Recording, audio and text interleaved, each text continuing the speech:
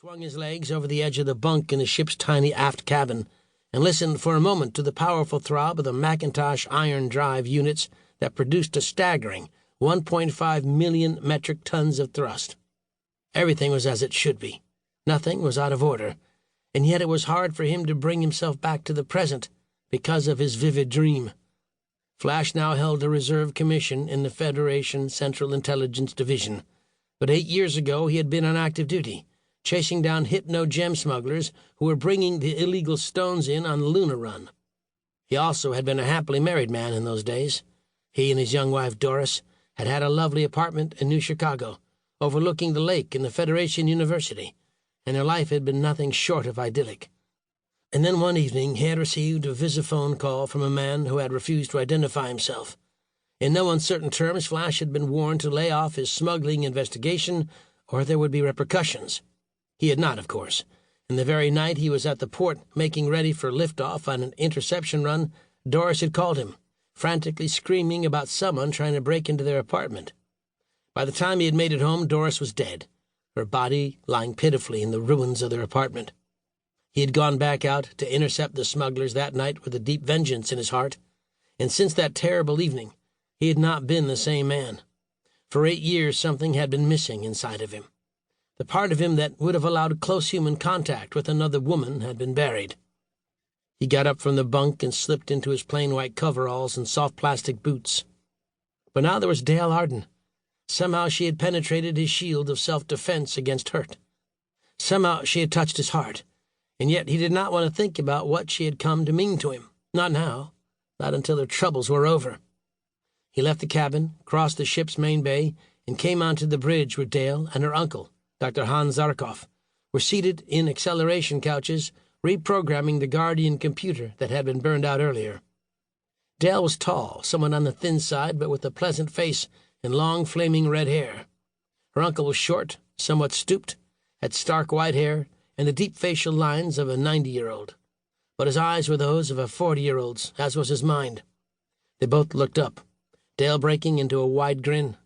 She looked tired, though. "Good morning, Flash," she said. "Did you sleep well?" "Not particularly," he said. "It looks as if you could use a few hours yourself." "We're almost there," she said. Flash turned to Zarkov, who also looked tired, but the old man nodded his confirmation. "We made the transition last night, and I stumbled on one of the old jump points. We'll be coming into the Centris system within the hour." "Why didn't you wake me?" Flash asked, slipping into the acceleration couch at the command position and powering it forward. "There was no need to," the aging scientist said. "Anyway, I couldn't sleep." Flash let his fingers run expertly over the controls, bringing up the navigational program on his data terminal. It showed time to transition something under 58 minutes, Earth normal time. 58 more minutes, he thought, staring at the display, and they would once again be plunged back into the war.